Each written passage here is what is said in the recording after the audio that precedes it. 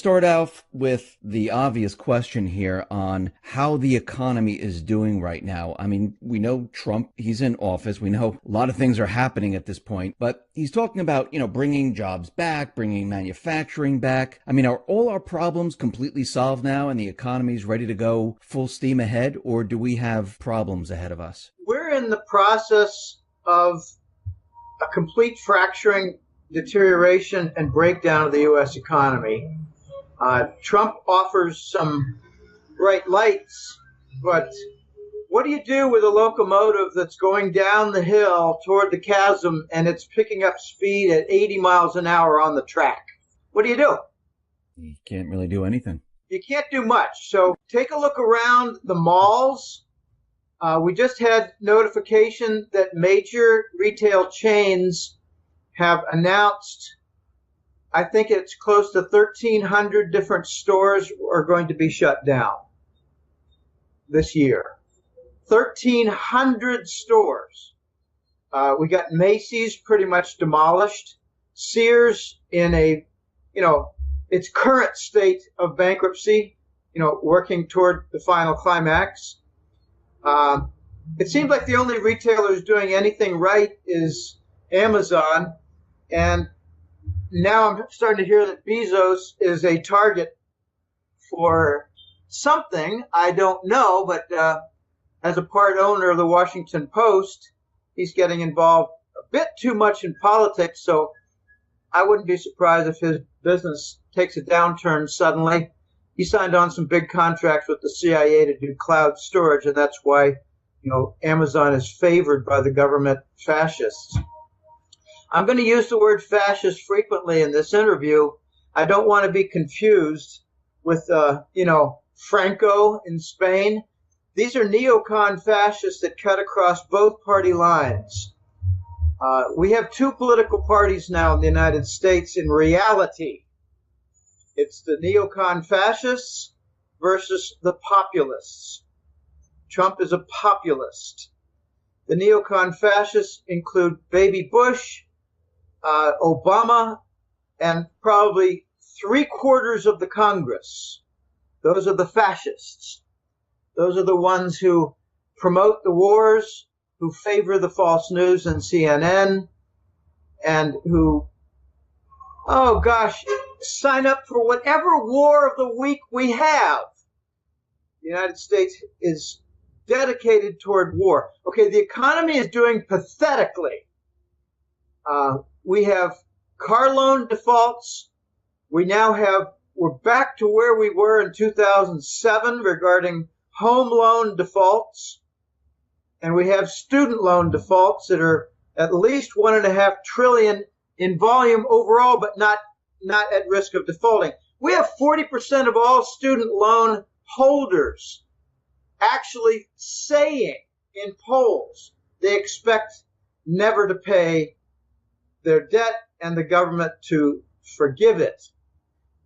If you look at electricity demand, rail freight movement, truck freight movement, port activity, income tax withholdings, everything is in a dive.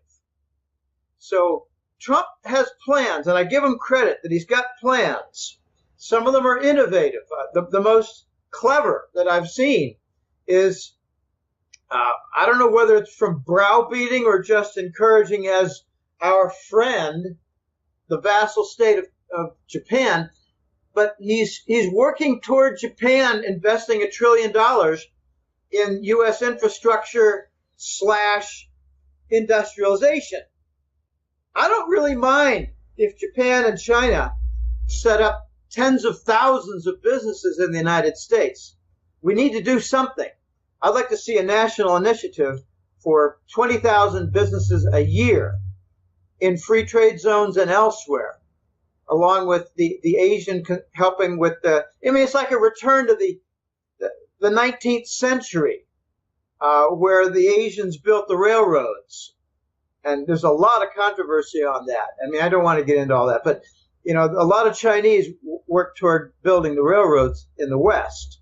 And we could have a repeat of history with Asia building infrastructure again. Infrastructure is highways, port facilities, railways, bridges, tunnels, high-speed rail, airport facilities, you name it, all the above. Fiber optic connections.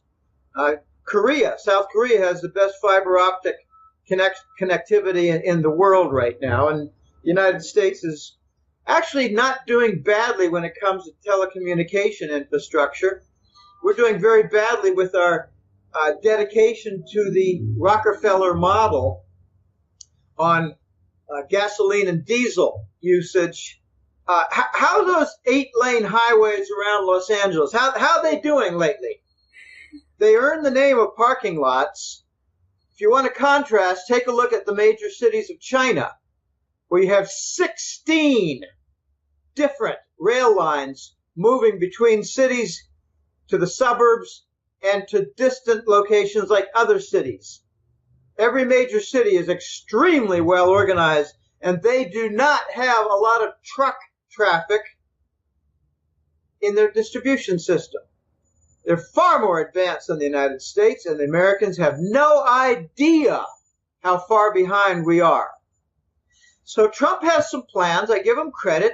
Let's see if he can make some progress. But let me just cite to you, Dave, the principal challenge that Trump has when it comes to legitimizing the dollar and working toward setting up industry again in the United States. We had 30 years of outsourcing of industry. I remember the first event was 1984. Intel announced they were going to move a lot of their fabrication plants for chip.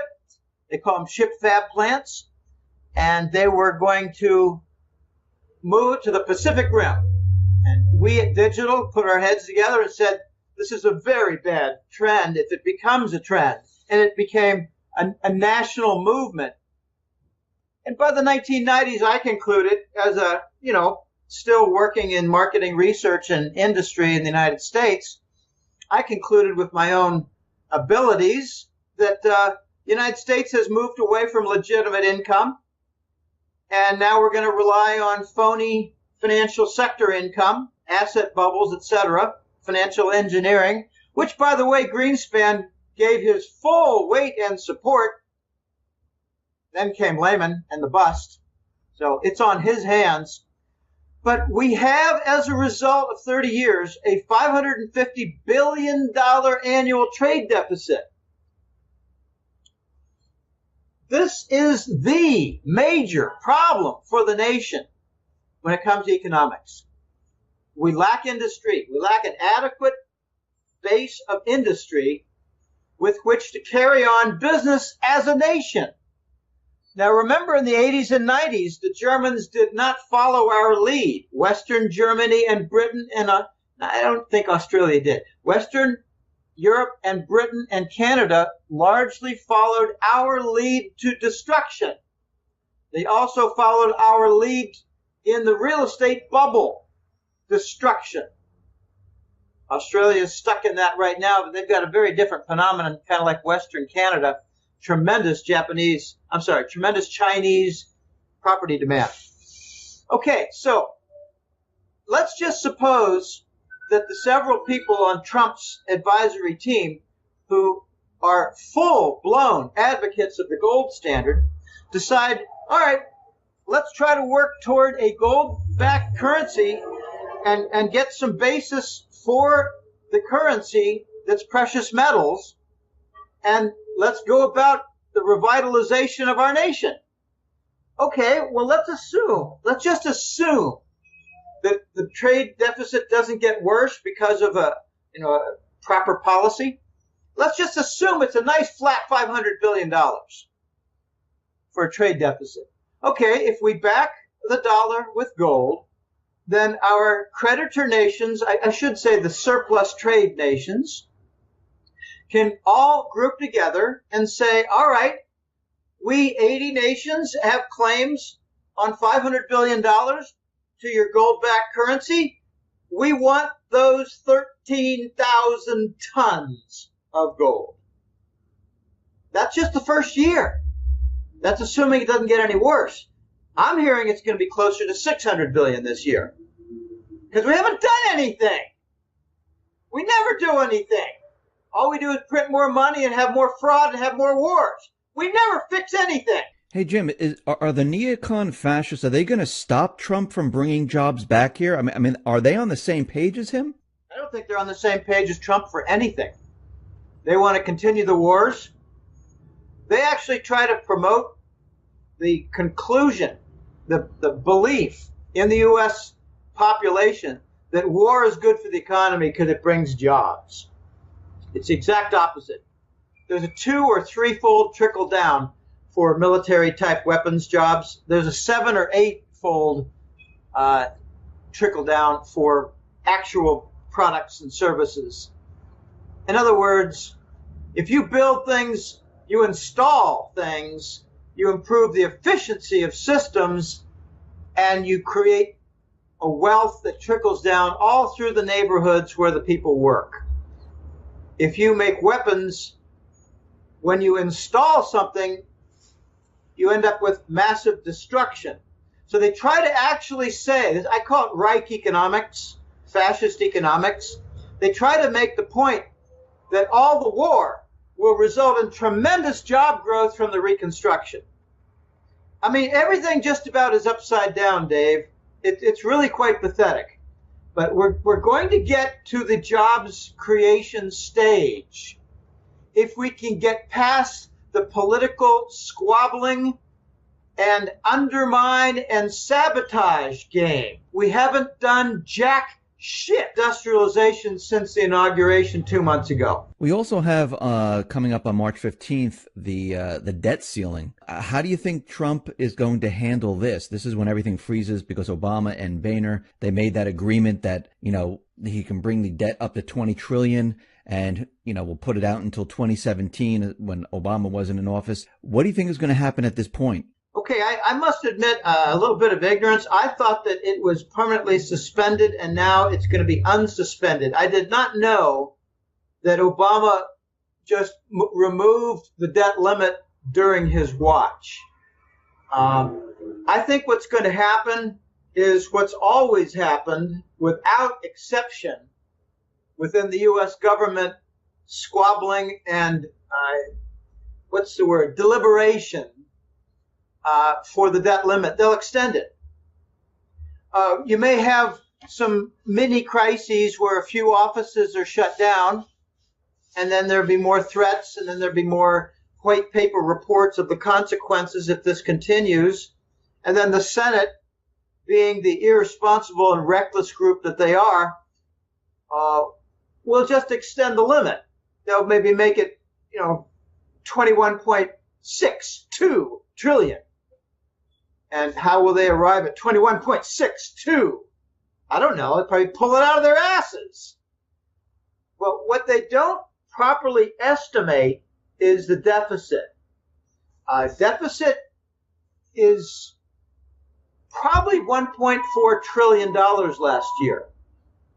$1.2 trillion the year before. It's getting worse. It's not getting better. So if they just put it up by 1 trillion, we're going to revisit this point in less than 1 year.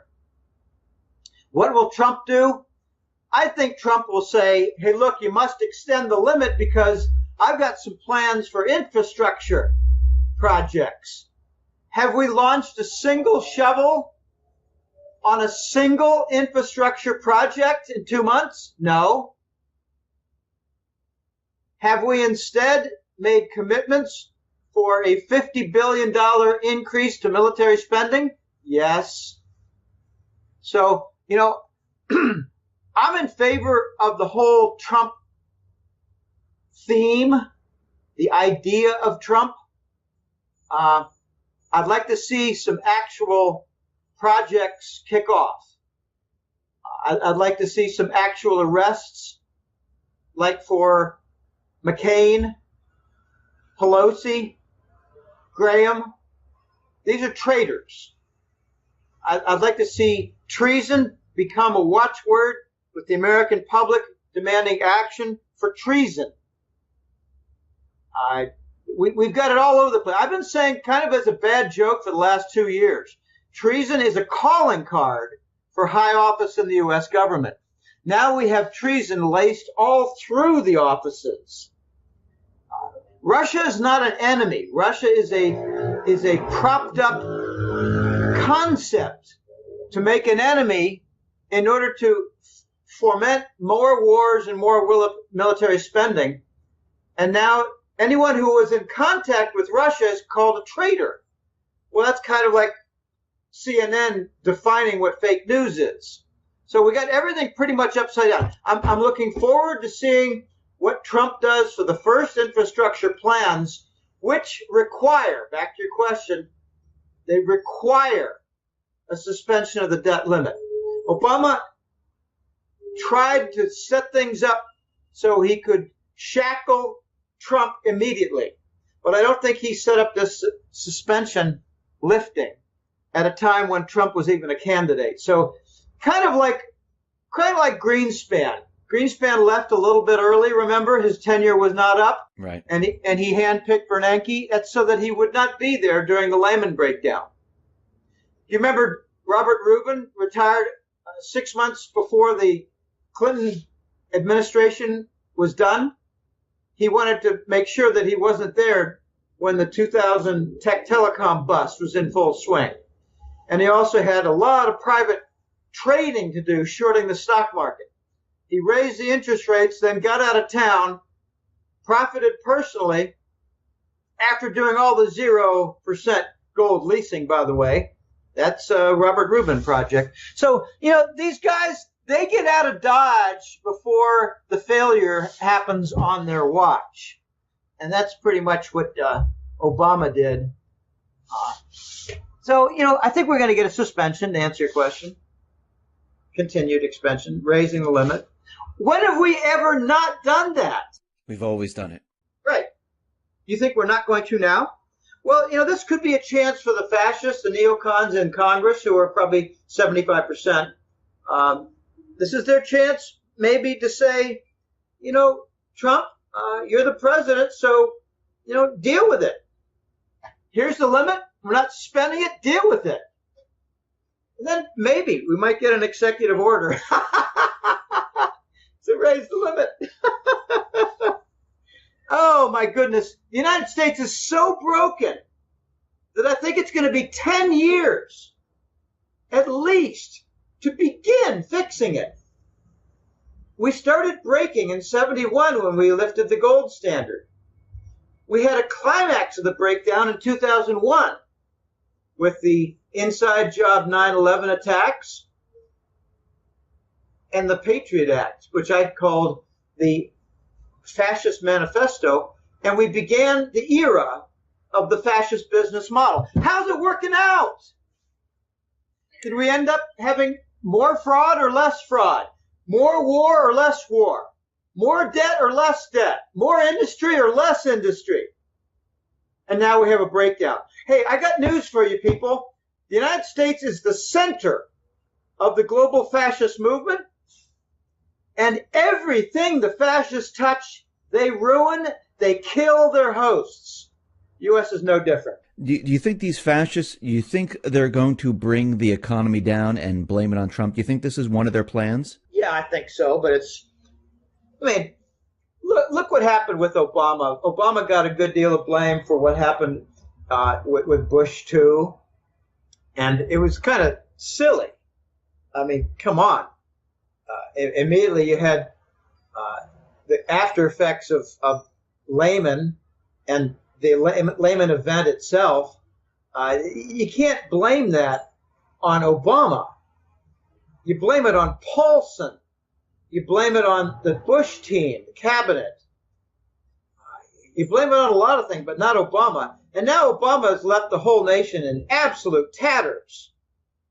So Trump gets elected to try to fix the tatters. You can't blame Trump for the tatters. He's there to fix the tatters. And he's going to have a very difficult time.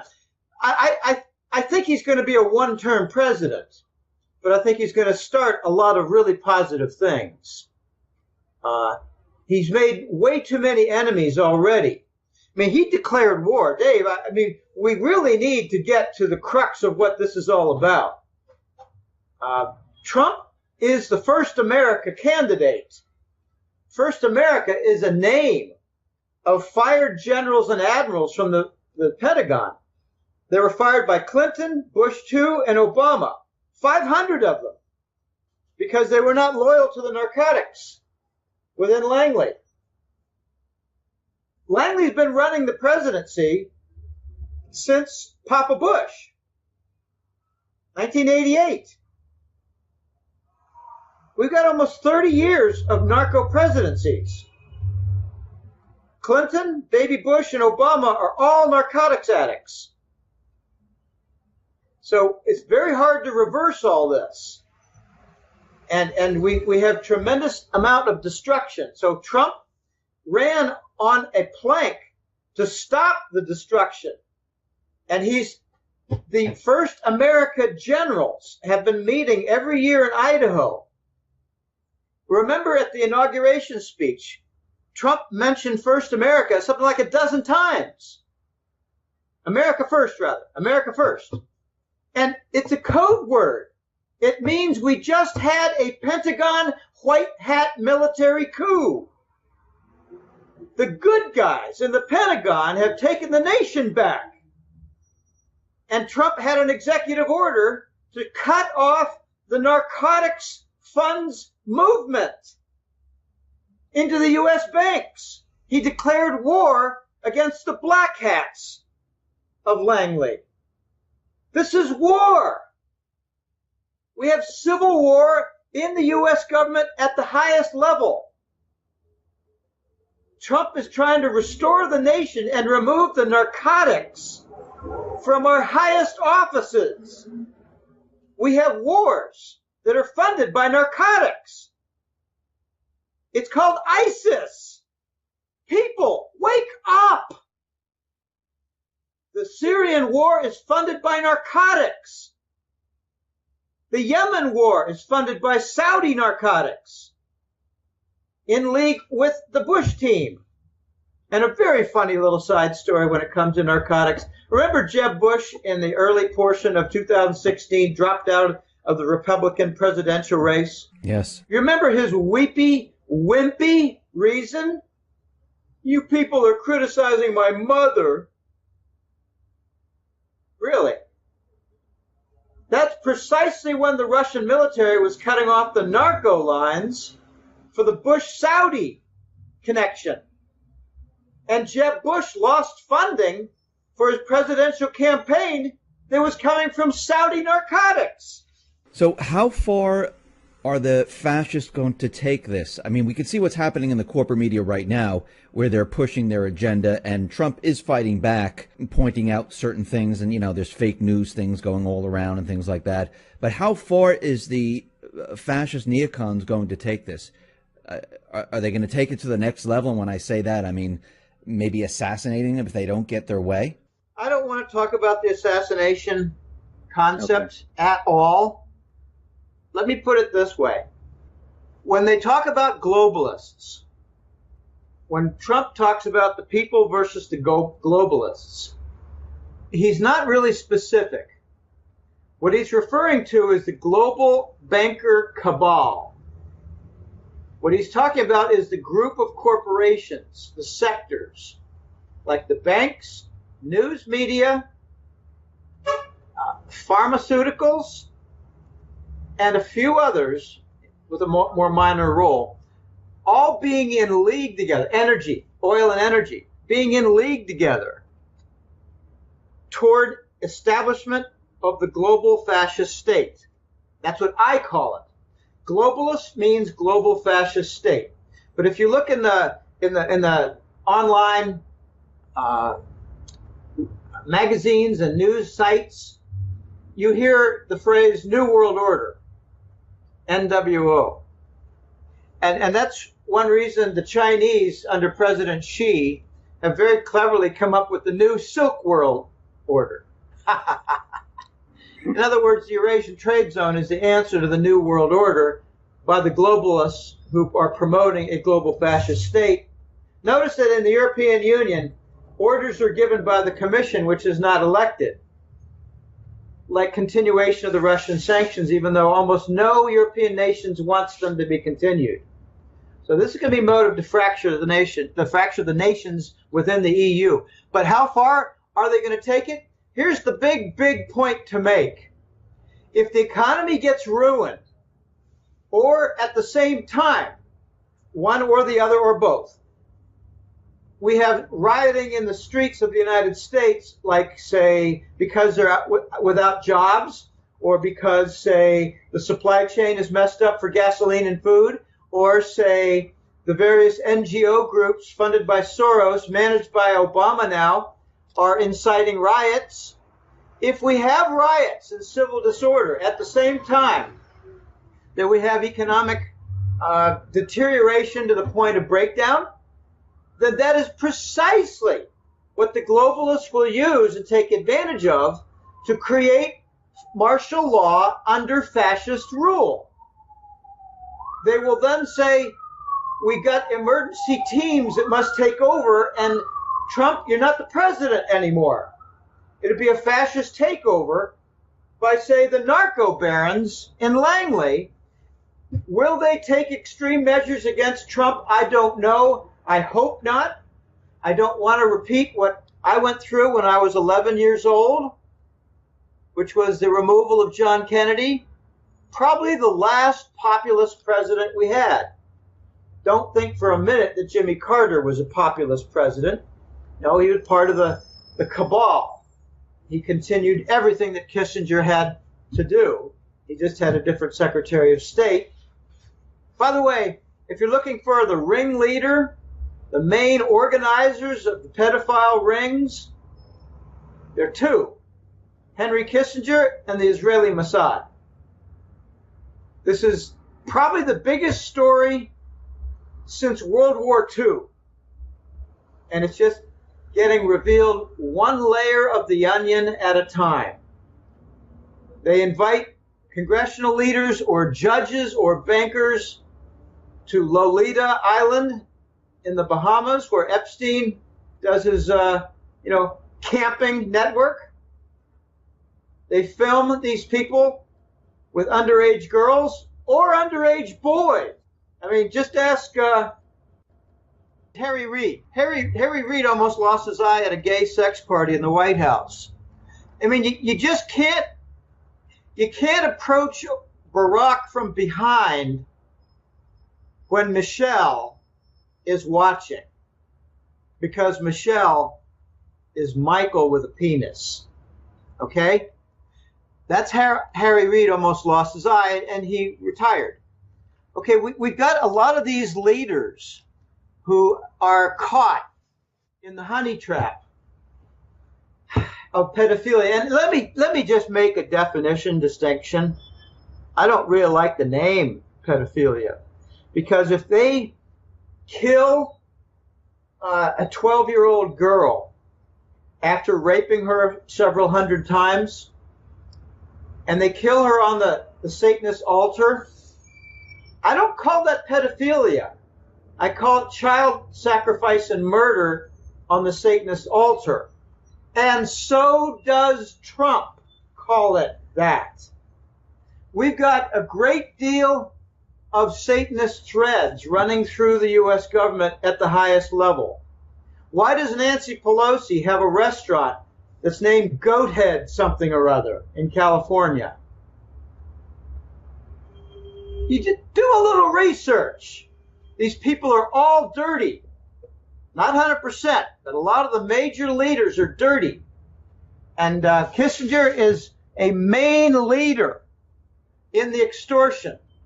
And once they got a guy who really likes Julie, and he came to learn late that she was a well-developed 16-year-old girl, he came to learn it late.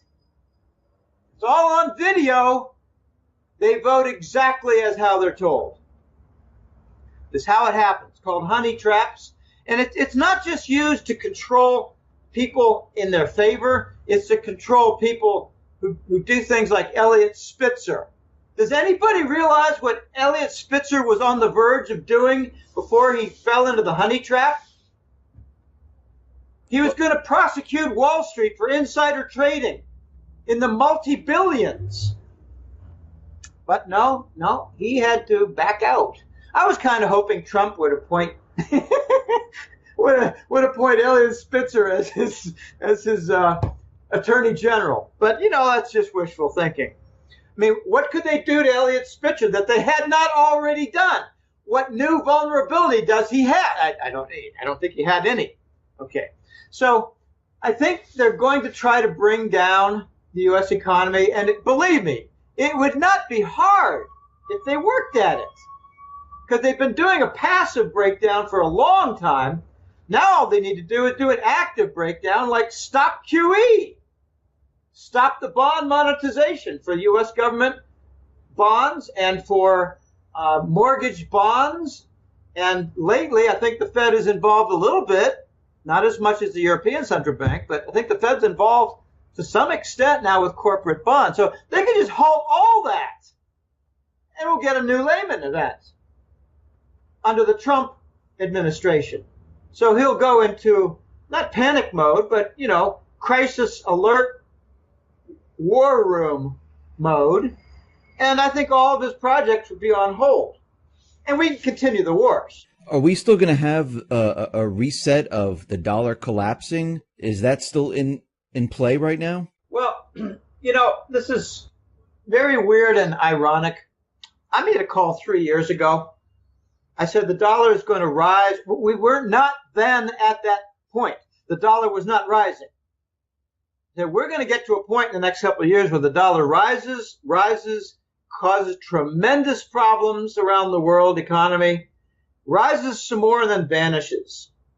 I never use the word crash. We're going to see the dollar rise, and vanish. Not crash. We may have some little sell-offs, but I think we're not done with the dollar rising, because we're in a crack-up boom. We got a treasury bond black hole. We got an asset bubble, the largest in the history of the financial world. It's called the treasury bonds. I mean, apart from housing, housing was a fixed asset. This is a financial black hole. Financial. We did have the mortgage finance bubble. But the U.S. Treasury bond bubble is bigger than the mortgage side of the housing bubble. So we're going to see the dollar rise some more. And look at the damage. I mean, I have a viewpoint of the damage from this Latin America perspective. Very few people understand what's going on with Puerto Rico and Dominican Republic. Well, they're in trouble. They're in trouble because mainly their currency fell, and therefore their debt became more difficult to manage. The Dominican peso is down 35 to 40% in the last 2 or 3 or 4 years. Well, you might say, well, big deal. How does that affect anything? Well, it affects the price of their food, affects the price of a lot of things. It increases the crime level in Dominica and works toward breakdown of their entire society. How do I know about that? Well, I know a couple of Latinas who are from Dominica. I shouldn't say it, from the Dominican Republic. RDOM, RD. They call it DR. We call it RD. When you talk about the dollar rising, you got to look at where the damage is. It's with emerging market nations whose currencies are down 20, 30, 40%. That includes Brazil. Remember, these are the countries that the United States encouraged to borrow at the 0% rate, which we called risk-free. Not risk-free. The big risk is with currency, not interest rate. I mean, if you have a 30% decline in your currency, it's as though you had a 20, 30% increase in your interest rate on the same loan. You got between $9 and $15 trillion of debt in emerging market nations that's going to be defaulted on. It's all in dollars. And I always ask the question, why is it between 9 and 15 trillion? Don't they know? Well, yeah, they know, but how do you define an emerging market nation? Okay, add a few more nations to the list and it moves from 9 to 15 trillion. They're never going to pay it back. So the dollar is not going to crash, Dave. The dollar is going to endure a boycott. The West is going to continue with the dollar stubbornly with trade and banking. By trade and banking, I mean a load of goods comes in, whether it's oil or a container vessel, and it's paid for for the trade. It's paid for in U.S. Treasury bills. And by banking, I mean, well, the banks in South Korea, the banks in France and Germany and Italy, they have their reserves denominated in dollars with U.S. Treasury bonds, the longer term. And right now they're realizing, gosh, we're not making any money on these reserves because of the 0%. The Treasury bonds are way down, like 2%, give or take. It's nowhere near justified for the risk. Okay, so the East, like Asia, the Eurasian trade zone, with the center being Russia and China. And increasingly, it will be Japan and Korea. We have the opposite happening. They have the non-dollar platforms that are coming into view, like the Asian Infrastructure Investment Bank, like the Cross-Border Interbank Payment System, also called the Chinese Interbank Payment System, CIPS. That competes with SWIFT for global bank transactions. There are a number. There's the BRICS Global Bank. I think the BRICS Bank is going to be eventually serving a role whereby nations discard their treasury bonds, deposit them at the BRICS Bank, and in return are given gold bullion to put them into their banking system. And that's how they're going to rescue their bank system from the vanishing dollar. Now, the IMF has got its plan. They actually think they're going to have a gold-backed SDR currency, which is the basket special drawing rights currency. It's the dollar, the euro, the British pound, and the yen. Add now the Chinese currency, the RMB. They actually think they're going to do a gold-backed basket with the IMF, and I think dream on, because when they announce any kind of plan, if they ever get to the point of announcing a plan, these globalists are going to say, we have the solution to the problem that they created themselves. We have the solution, and it's a gold-backed basket, and it has a feature that if you're a country like Bolivia and you want to participate in global trade, you need to deposit a big tranche of gold bullion in Basel, Switzerland, where we will be the global central bank for gold. And the East, with their Eurasian trade zone, probably will say, not over our dead countries' bodies. We're going to do the BRICS global bank for that role. So the West is going to try to centralize the gold-backed currency solution, while the East, under China's lead, are going to try to do a decentralized gold-backed currency and trade note. I think the first thing we're going to see in the next several months, potentially, is a gold trade note, which will be a device, a vehicle to guaranteed trade payment and trade delivery and not involve the dollar. For the last 30 years or more, 40 years, has been the Treasury bill. I think we're going to be moving slowly. And we're seeing the evidence now of the structural makeup for the gold trade note, Dave. And I'm very excited about this. Take a look at how China and Russia, I'm going to morph here into a gold trade note discussion, if you don't mind. Take a look at how Russia sells China oil. They accept RMB currency, and then the Russians then go to Shanghai and convert into gold with the RMB denominated gold futures contract in the Shanghai Gold Exchange. So China pays with RMB for Russian oil, and the Russians buy gold in Shanghai with those RMB. Soon we're going to have an RMB-based oil contract in Shanghai. So it'll be one step less for the Russians. Now, also mix in with that thought that the Chinese and Russians have a multi-billion, multi-year contract for building pipelines and LNG facilities, primarily pipelines for oil and gas. And the Chinese will pitch in treasury bonds. So they're dumping in what's called indirect exchange. Two parties using a third-party currency to pay off a bill between the two parties. Indirect exchange. The Russians are using those treasury bonds to keep their ruble strong, or, not from caving in. Oh, my goodness. So we have the makings of the gold trade note using Russian and Chinese energy trade. Remember, the petrodollar is what replaced the gold standard in 1971. It took a couple of years, took till 1973.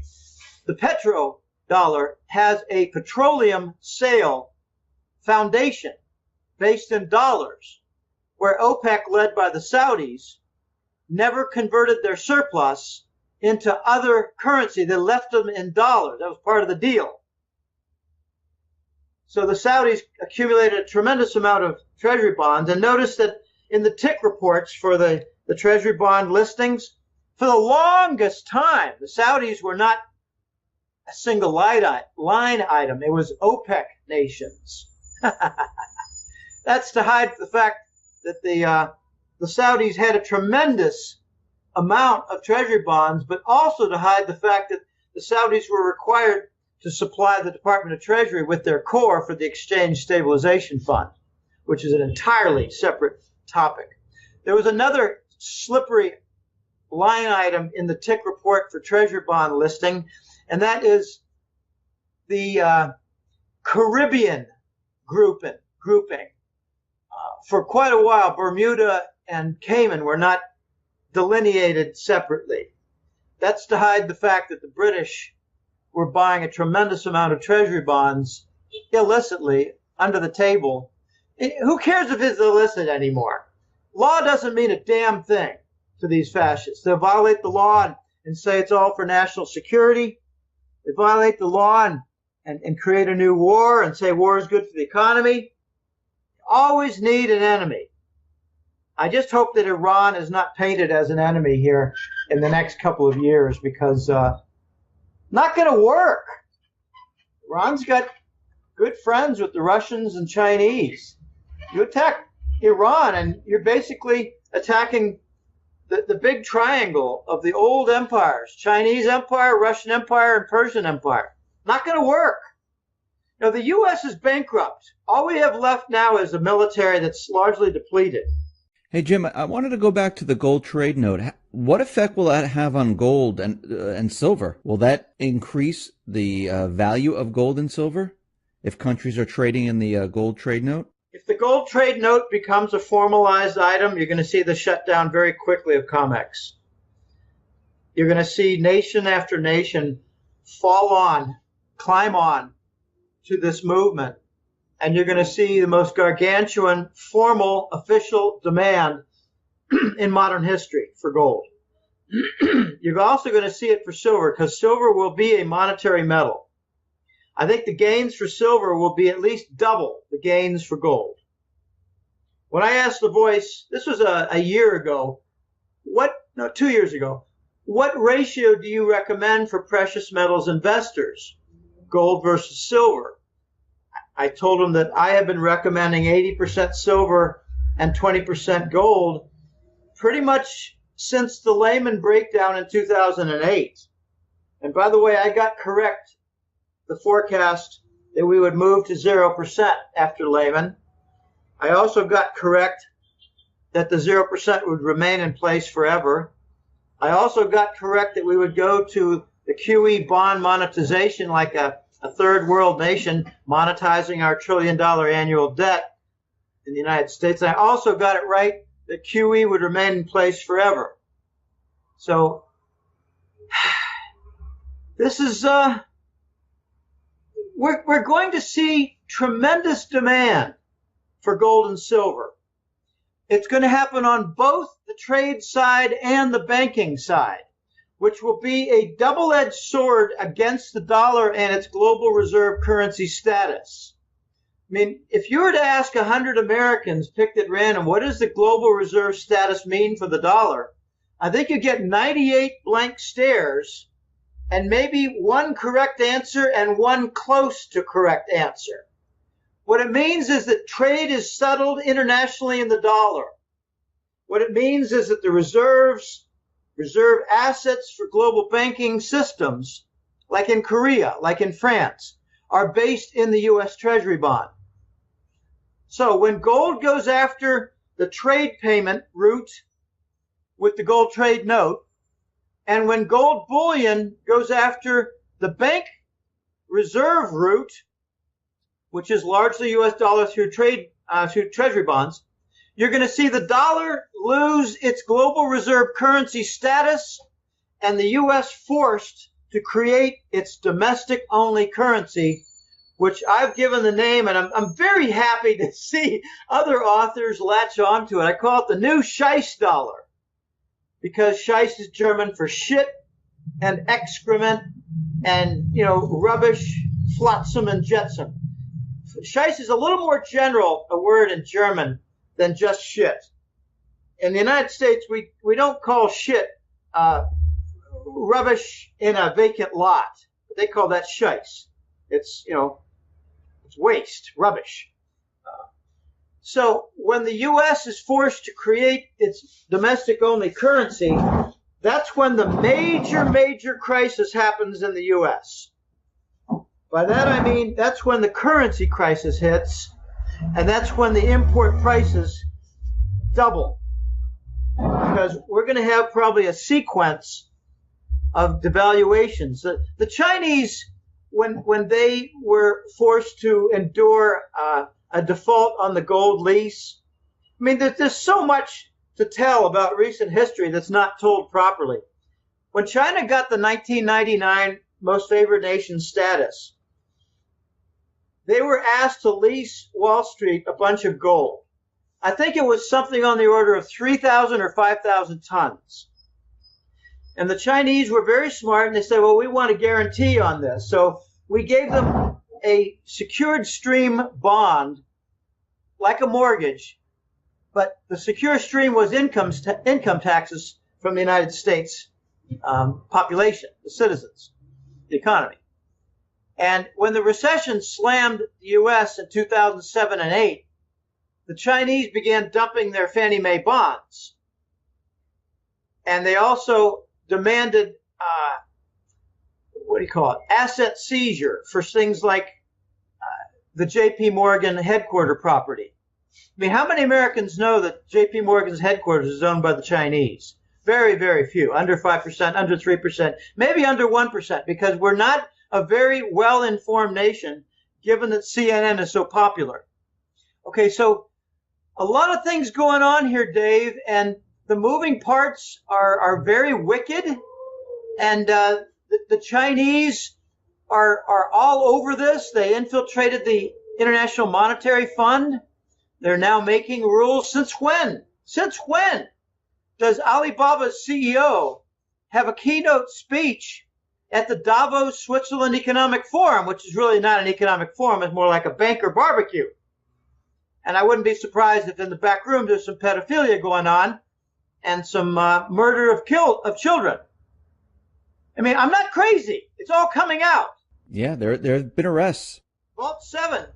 There have been 1,000 arrests in the United States, and the major media will not report it for pedophilia. And whenever you hear pedophilia, think child slavery and murder. Okay, so the Chinese they're making big strides. It's just happening slowly. but we're going to see a tremendous demand for gold and silver come when the U.S. loses its global reserve currency. It's not a birthright. It's just an exorbitant privilege. As the Justin of the French leader, can't think of his first name. It was a hyphenated name. Anyway, Justin, president of France, used to call it the exorbitant privilege of the United States. So when the U.S. Here's where rubber meets the road with the dollar. When we have to come up with a new dollar for the United States economy alone, all foreign-held dollars, all U.S. dollars outside the U.S. border, like Panama banks, Hong Kong banks, Swiss banks, London banks, all these banks, Singapore banks, all these banks holding dollars will no longer follow orders from Washington. It'll be the end of FATCA rules. It'll be the end of obstruction for movements, for ridiculous rules, and everybody under the sun being accused of being a narco money launderer just because the volume's high. They're doing a lot of stupid things. So when the U.S. has to come up with its domestic-only dollar, that's when you're going to start to see a lot of emphasis on the trade deficit, because any nation that has its own currency just for usage in its own economy, in its own sphere, must abide by its fundamentals, like Venezuela is now. So the U.S. is going to have a sequence of devaluations. The Chinese, when they got reneged upon in 2006 or 7, they went about their various steps, but they told the U.S., you must come up with your own currency because you're ruining the international dollar.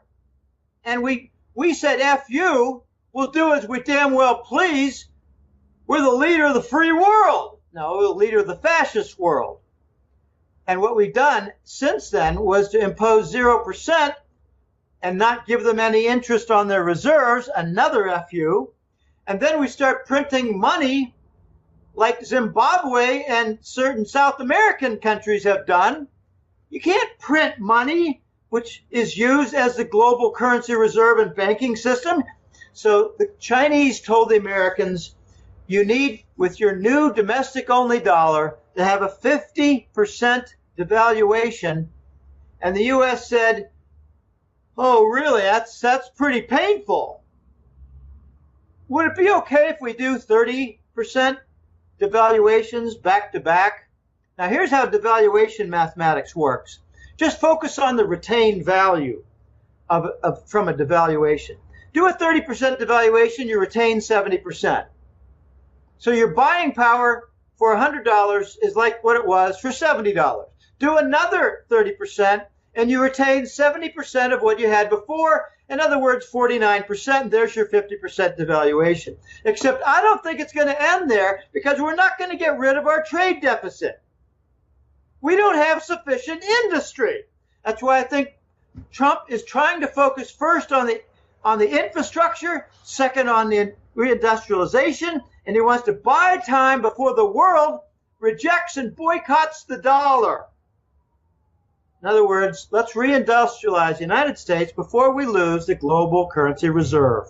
That, I think, is the main objective for Trump, apart from all the political backstabbing, sabotage, and illegal activity. So he's really planning for everything after the fact. He's saying, okay, I understand what's coming. I understand the dollar is going to be devalued. We're going to have a domestic dollar. The way of life, if you're talking about all these devaluations, it's going to be horrific for the people. And we're going to have to bring back manufacturing to, actually restart the country. Exactly. We don't have adequate manufacturing to export from. So that our inadequate manufacturing has resulted in a gargantuan trade deficit. Isn't the public going to be angry when, all of a sudden their way of life completely changes? Well, yeah, but that feeds right into the hands of the globalists, who are going to say, well, it's time for martial law, and we're going to have our fascists take over because Trump failed. Trump is going to try to get this done before we lose the dollar global reserve currency status. Trump wants to do some very clever things, Dave. He wants to, okay, let's just do some economics, fundamental accounting. I focus on the trade deficit because it's so big, it's $500 billion a year and growing. But what really counts is the current account deficit, which is the trade deficit plus any differential we have on financial trade, like the difference between Americans' purchase of foreign bonds and real estate versus foreigners buying bonds and real estate and commercial buildings. Okay, the financial transactions for bonds, real estate, just lots of things, property, commercial building, you name it. Okay, since QE came into phase, our financial balance of trade payments has gone worse. We're doing QE for bond purchases because we have inadequate foreign purchases of our bonds, while we have a growing trade deficit. So the current account deficit is actually growing and is worse than the trade deficit. Okay, what Trump wants to do, here's a very clever plan. If he can bring in 1 year, say $400 billion of Asian money for infrastructure projects, he can offset 80% of our $500 billion trade deficit. And if he does it again in the second year, he can offset again 80% of the trade deficit. Maybe it'll only be 60%, 65% in the second year, because we will have created maybe 20, 30, 40, 50,000 businesses. And by the third year, maybe we'll have sufficient mass for the reindustrialized base that we won't have a trade deficit that's very big. And then we can launch the new dollar and not have this currency crisis. That's the Trump plan. I don't know if he's going to be able to pull it off because the Japanese government just had a ruling that the United States could not use $1 trillion in their government pension fund without some vote in their parliament. And remember, the U.S. doesn't care about law. They say, you're our vassal state, F you, do what we say or we'll start killing people. And now the Japanese are pondering the prospect of investing $1 trillion.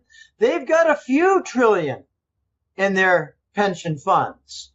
They're one of the richest nations in the world when it comes to pension funds. But most of them are private. So you see the point of going after the government pension fund, because the U.S. government controls, as a vassal state, the Japanese government. And then you have the whole other issue of the Bank of Japan. They own $1 trillion in treasury bonds. So maybe they'll participate also. Maybe it'd be $250 billion from the government pension fund and $250 billion from the Bank of Japan from their treasury bonds for the first year. There's lots of trillions to commandeer in Japan. Oh my. So that's how Trump wants to try to deal with it.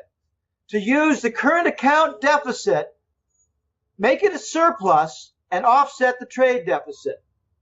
Very clever plan. This is a business expert. What was Obama an expert in? He was an expert in acquiring cocaine bags.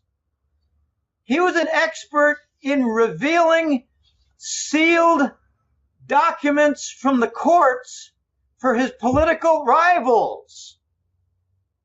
He was an expert in finding a boyfriend and buying Michael LaVaughn Robinson, and buying him for $25,000 from Reverend Wright at the church. That is what Obama was expert in. Trump's a businessman who knows how to recover from financial distress. He came back from bankruptcy at least 2 times. My concern about that is that he might have had to, sell his soul a bit to the bankers. I don't know. We're going to find out will we have any progress at all on the financial front? Or will the dollar continue to be the most corrupt currency in modern history, fortified by the Exchange Stabilization Fund? By the way, the Fed owns about, I think it's $4 trillion worth of Treasury bonds. The question never asked is, how much does the U.S. Department of Treasury own? I think it's twice that.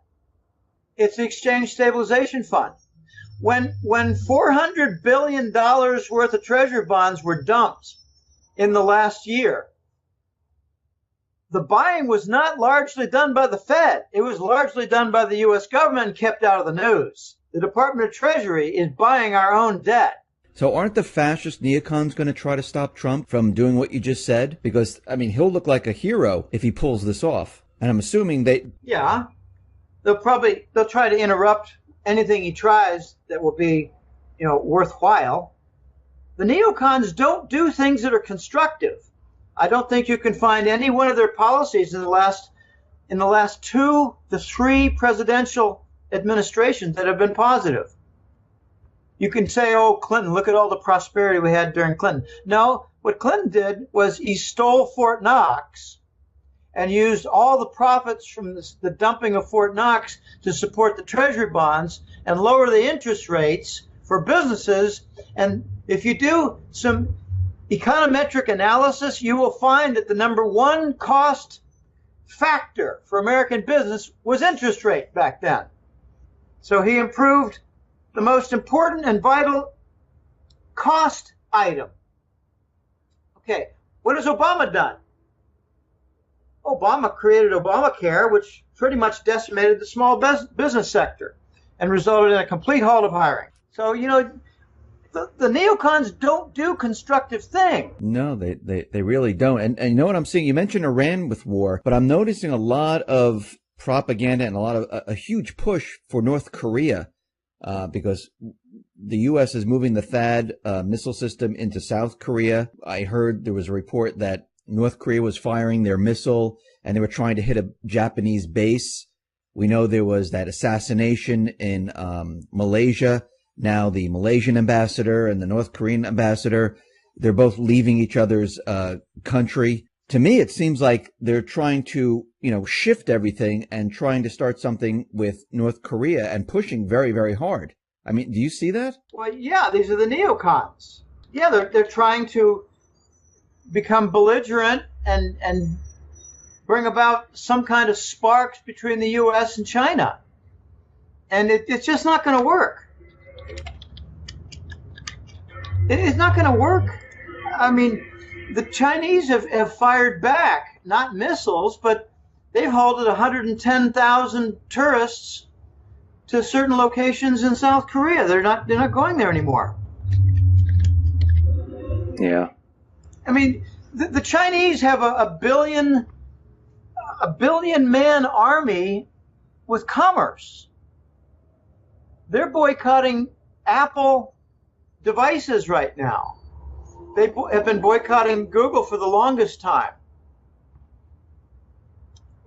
We've got conflict over the South China Sea continuing. I got a funny little side story, and I might have told it in a previous interview with you, but it's quick. I got a client in Hong Kong named Jerry. Jerry lives in an apartment building, a big one, kind of luxurious, nice, and he's got a doorman in front. It might not be all that luxurious to have a doorman. But anyway, he was just striking up a conversation with his doorman. This was 2 years ago.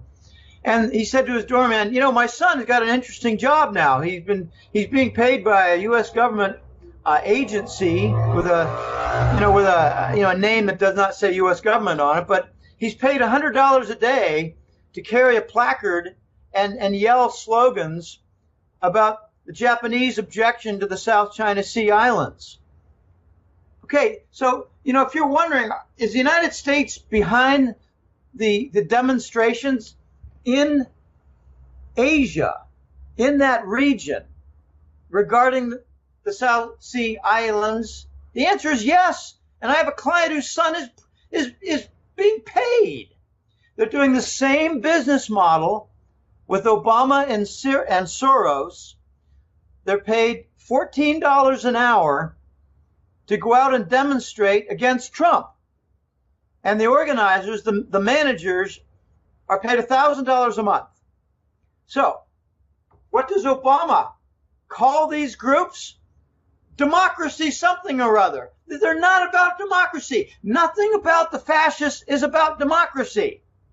I just saw a term, I didn't know what it meant before, R-I-N-O, rhino, Republican in name only. They're fascists. Well, we need a Dino too, Democrat in name only. They're fascists.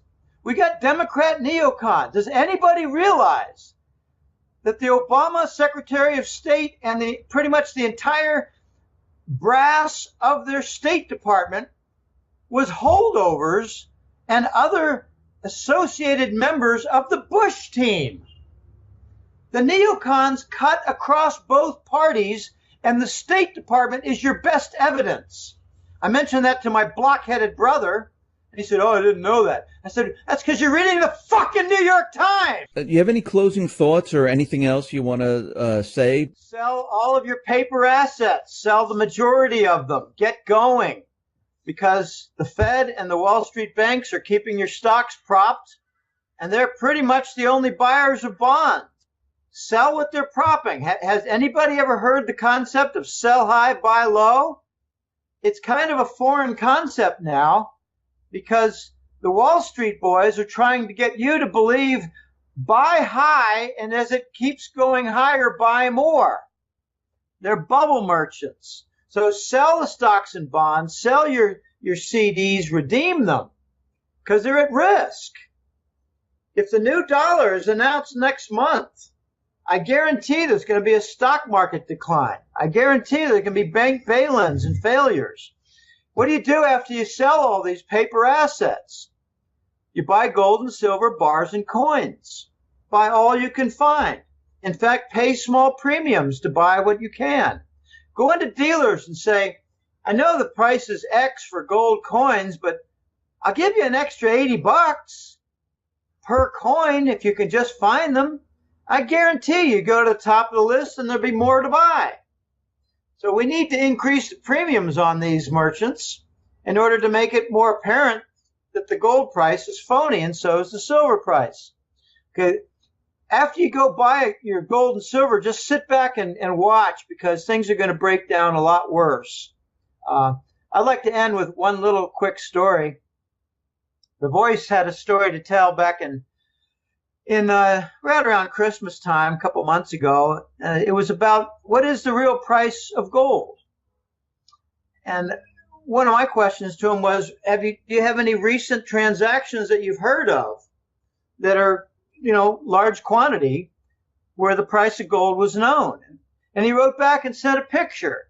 And I'm not permitted to reveal certain details, but it was a bin loaded with something on the order of $100 million worth of gold. And the price was $2,100 per ounce of gold. So I don't give a rat's ass, Dave, what the COMEX price is. I care what the large volume purchases are for, because that is precisely where the equilibrium lies. Okay. Big purchases, big demand, proper price paid in order to have the owners and holders of large supplies give them up. I think what we have with the dealer shops is a fake price. All you have to do to prove it's a fake price is go to your dealer and say, "I want to buy a few gold coins. What do you have? What do you have for, recent mintage?" I don't care about a 100-year-old gold coin. I care about a gold coin that's after the year 2000. Ask him what he has, and you'll probably hear, "Well, we got about, can't say exactly, but how many do you want to buy?" And if you say, "I want to buy a dozen," he might say, "Well, we got that, or we can make sure we can fill that in a couple days." Then you say to him, "I got a driver out back with 2 armed guards, and we've got several $1 million worth. Can you possibly buy a couple thousand? Is it possible to buy a couple thousand gold coins?" That's when you get the interesting responses. No, we don't have that. You kidding? You crazy? Well, why wouldn't you be able to get that if that's the proper price? if it's the equilibrium, then you should be able to attract the supply with that price. And it's not the price. So I don't care what the COMEX price is. I rarely look at it, but recently I've been looking at the graphs to see if we have some reversals in progress. And we have a short-term silver price reversal. We do not have a gold short-term price reversal, not yet. Got serious overhead between 1300 and 1350. But I think silver's going to make the move first and drag along gold. It's kind of backwards, but that's the way it is because the silver deficit is so much worse than gold. It's an enormous deficit for silver. There's tremendous industrial demand for silver. You got irreplaceable applications. And, you know, we do hear things like, well, as far as solar panels go, there is some replacement. They're not all now silver. Well, that's true, but the great majority still are. And don't buy the argument about digital cameras are going to remove the demand for silver. That's so stupid. Yeah, try taking a look at emerging market nations and Latin American nations, and let me know if they're still printing photographs. The answer is hell yes. So there is more digital camera, but gosh, you know, some of the more recent applications of silver are in pressure-treated lumber. I remember when I was building back porches and stuff like that, I did a couple. I mean, I've done some kitchens and bathrooms and back porches, and the back porches were the most fun because you start from nothing. We put in some pressure-treated lumber for what touched the ground. You don't want the rot. You don't want the insects. Well, now the pressure-treated lumber uses a silver compound and doesn't use that arsenic green compound. Arsenic is not a good thing to put into your lawn. Arsenic doesn't really favor the growth of grass, but silver doesn't bother anything. So, you know, we got all these applications, and I asked the voice, if the premium for gold is like 70-80%, what's the premium for silver? And he said, oh, at least that. I said, do you have actual transactions that you could point to? And he said, well, I remember a few recently, but I don't have data and a picture like I do for this one. And this sale, this purchase at $2,100 was in Dubai. And I said, is this a Chinese buyer? And he said, well, it's Asian. And I said, where's the origin of this? Is it from stolen, recast Swiss refinery gold? And he said, no, I can't say. We're in very interesting times here, and Trump has only elevated the risk level. One thing the bankers don't want to see is rioting on the streets where they go after the bankers. So they're going to work this in such a way as the scapegoats are targeted. And that's where you get the real dumbasses in the crowd who think that China and Russia are adversaries. Now, the adversaries are living in the castles of Europe and London. Those are the adversaries. The adversaries are the Bush family. When I saw Papa Bush for the introduction to the Super Bowl, I had to leave the room because I didn't want to vomit on my table. This is a man involved in the global fascist movement, in the narcotics. He's personally worth at least $5 trillion from heroin and cocaine. He's responsible for executing the Rothschild plan for 3/11 in Japan called Fukushima. That was a contractor project. Those were mini nukes. And the signatures for all the seismic movement pointed to an explosion that was not natural, detonation in other words, followed by an explosion that was made to look natural with seismic waves. So the detonation of micronukes followed by the HARP weapon used to create the earthquake and the tsunami. So why would they do that? Because Japan announced that they were going to be working closely with China in work with China, Japan to work with China in a regional gold-backed currency for trade and banking. In other words, the Japanese violated their vassal slave status. Oh, man. So you got to get prepared. I'm very curious about the bail-ins. People ask me, what will it take for the great bulk of the American society to wake up to what's going on? And my answer is twofold: shortages of gasoline and food, and theft of their bank accounts through bail-ins. Unless and until those happen, I just don't think they're going to wake up, because right now they're busy, rioting over Trump. Gosh, there was a nasty incident in San Francisco, and I think it was Haight-Ashbury area, Berkeley area. A bunch of Trump supporters were actually beaten up. It's funny. The fascists have now signed in, the Marxist types. You take a look at Haight-Ashbury. They're not about fascism. They're about Marxism. They're about socialism. So I give credit to the neocons. They had a Marxist president called Obama, and they roped in the Marxists to join the fascists. Very well done. And they all are opposed by the populists. So, going to be some interesting times, Dave, and yes, thanks for having me on. These are not going to be calm, placid times. They're going to be very rocky, and your insurance will be gold and silver, not your stock account, not your bond account. Hey, Jim, I appreciate you being on the X22 Report Spotlight. Thanks for all this great information. Once again, how can people get your newsletter and see your work? If you go to www.goldenjackass.com, you'll see a free page. It's called Main 5. It just means it's the 5th version of the main page. I'm trying to get it right. The main page, the free page, it's in public domain. It has a lot of interviews like this. It has numerous public articles. I try to come out with one a month. I have a few different interviews per month. They're more fun.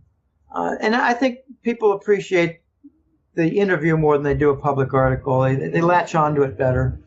But the website is to promote the Hattrick Letter. That's the paid newsletter.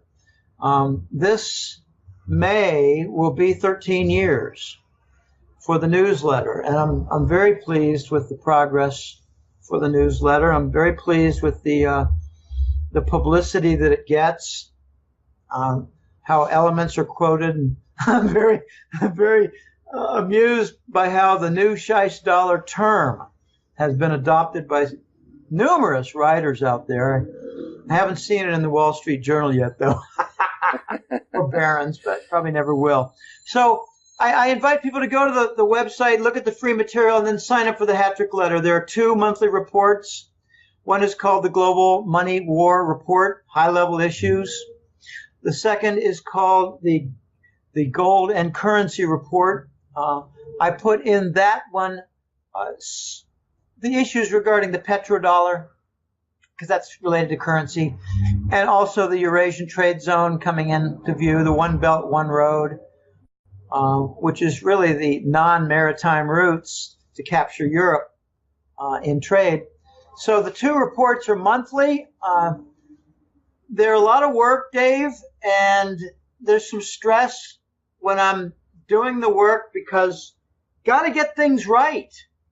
And I can't just go putting out stuff that I hear, because sometimes things that I hear and read are not quite true, or they're more like wishful thinking of well-meaning people. And I could name names, but I'd rather not. I actually contradicted a few well-meaning people in the previous years who thought we were going to get an explosion of price inflation in the United States. And I mean, like in the official figure.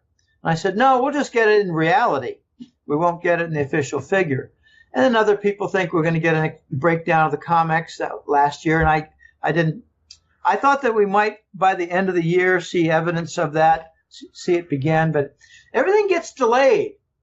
If you're wondering what is one of the biggest delays that we've had in recent years of something planned, it was the global currency reset planned for January of 2014 that was interrupted by the U.S. State Department and the Israeli Mossad organized plan for a coup in Ukraine. That's right, the Ukrainian war. Ukraine war with the coup in the Maidan. That's their big square, the Maidan Square. The coup in Ukraine was to interrupt the global currency reset, where the dollar was going to go away. So once again, war saved the dollar, and it's not portrayed that way in the news. We don't have much news these days, Dave, as I'm quite sure you agree. Completely agree with you, Jim. All right. Thank you very much for being on the spotlight. I really do appreciate it. Thanks a lot. Okay, my pleasure being on. Thanks for having me.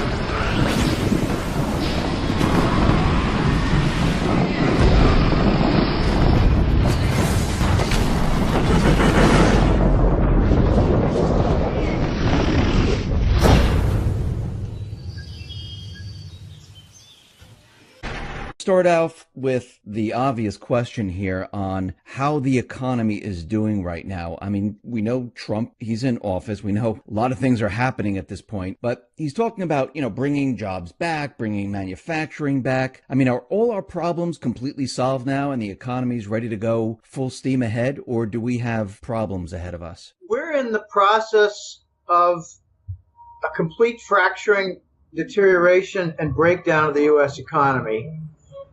Trump offers some bright lights, but what do you do with a locomotive that's going down the hill toward the chasm and it's picking up speed at 80 miles an hour on the track? What do you do? You can't really do anything.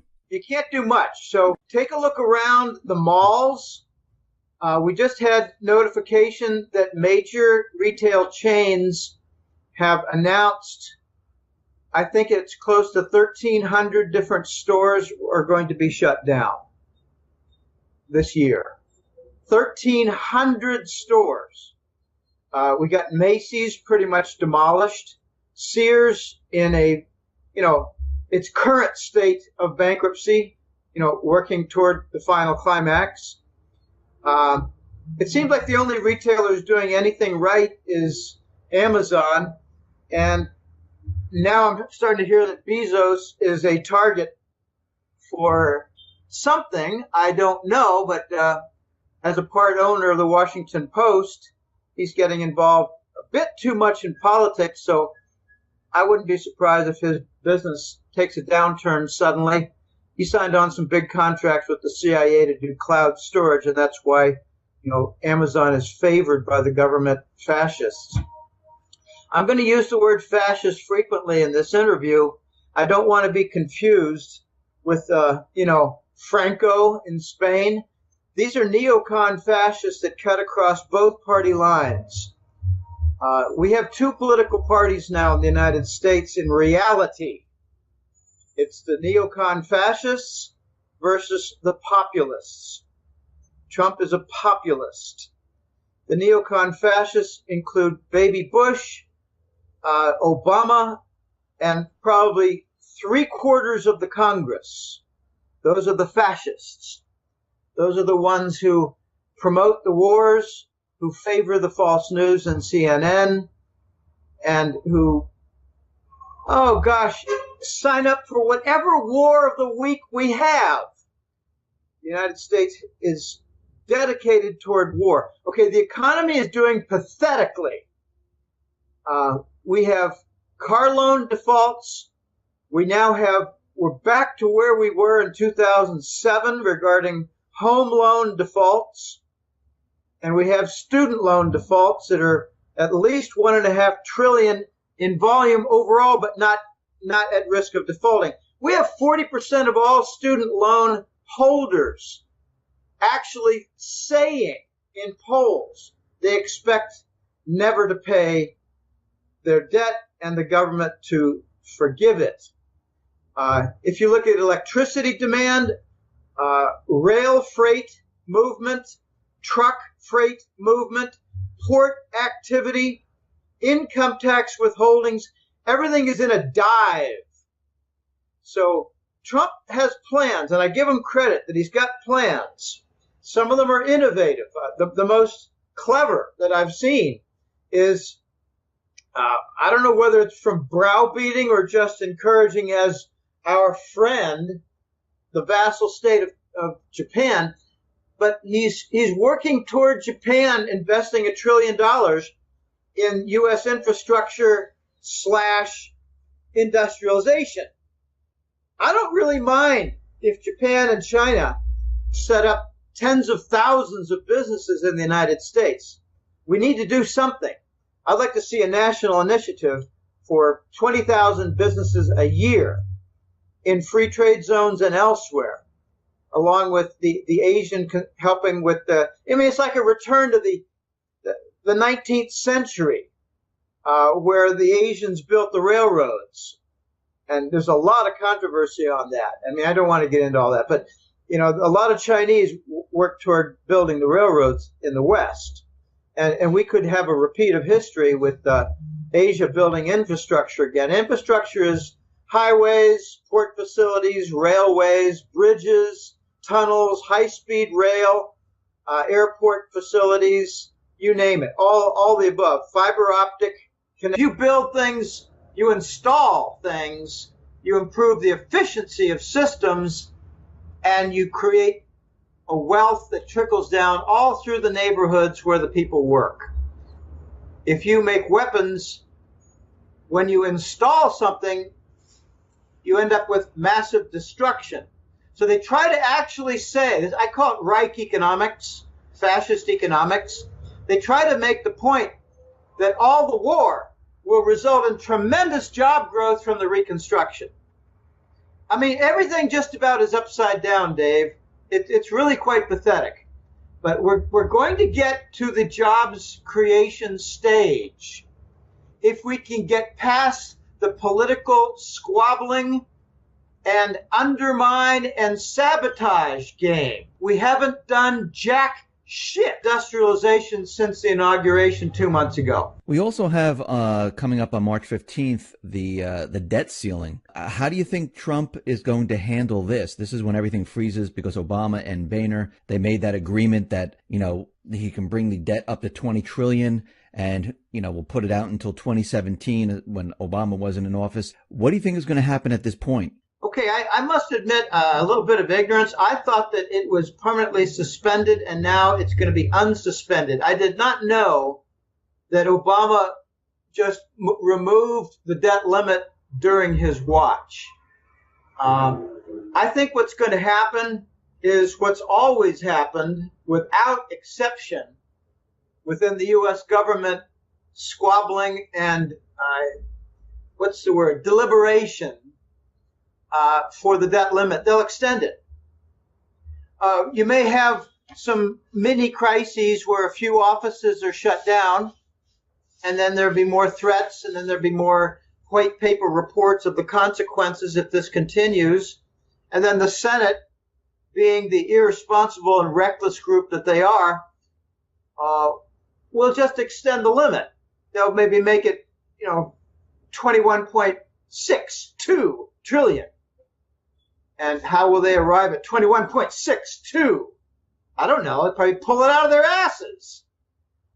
But what they don't properly estimate is the deficit. Deficit is probably $1.4 trillion last year. $1.2 trillion a year before. It's getting worse. It's not getting better.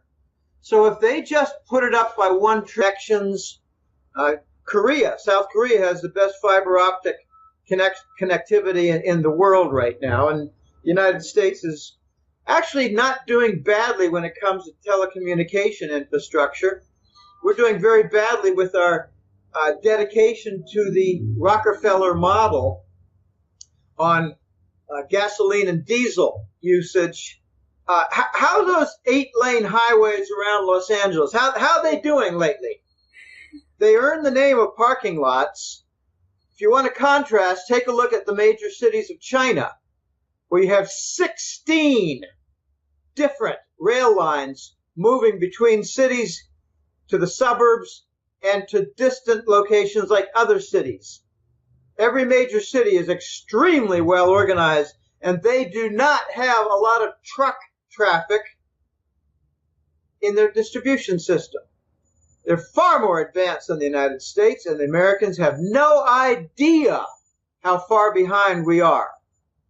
So Trump has some plans. I give him credit. Let's see if he can make some progress. But let me just cite to you, Dave, the principal challenge that Trump has when it comes to legitimizing the dollar and working toward setting up industry again in the United States. We had 30 years of outsourcing of industry. I remember the first event was 1984. Intel announced they were going to move a lot of their fabrication plants for chip.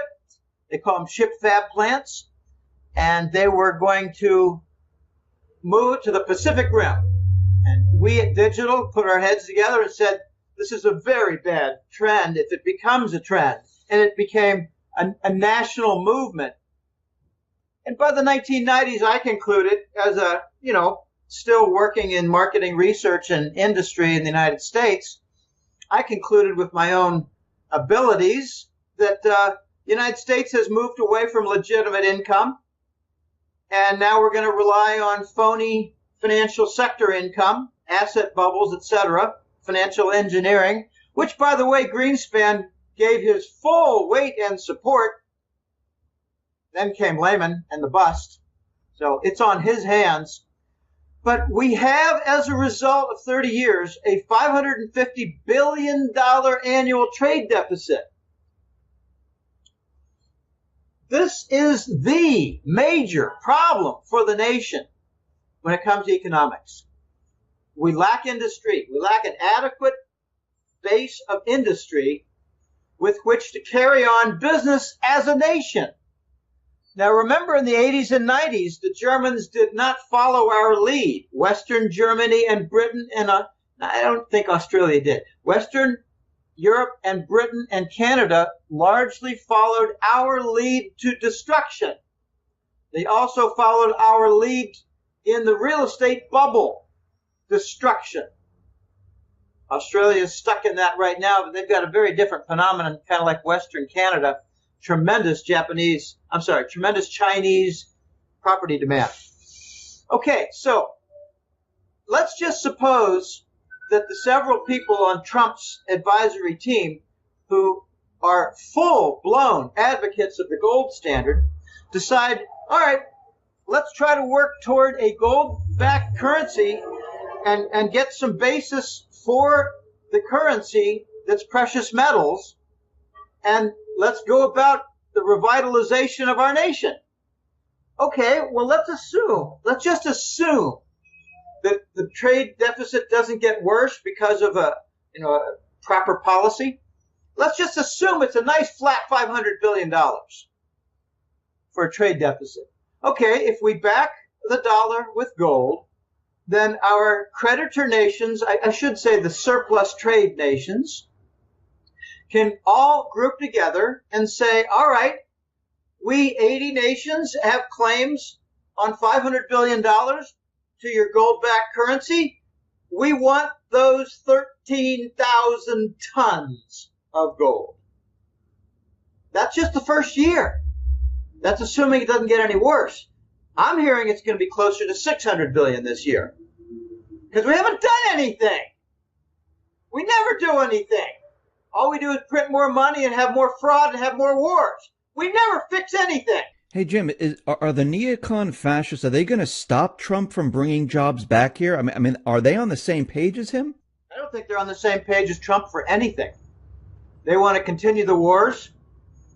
They actually try to promote the conclusion, the belief in the U.S. population that war is good for the economy because it brings jobs. It's the exact opposite. There's a 2 or 3-fold trickle down for military-type weapons jobs. There's a 7 or 8-fold trickle down for actual products and services. In other words,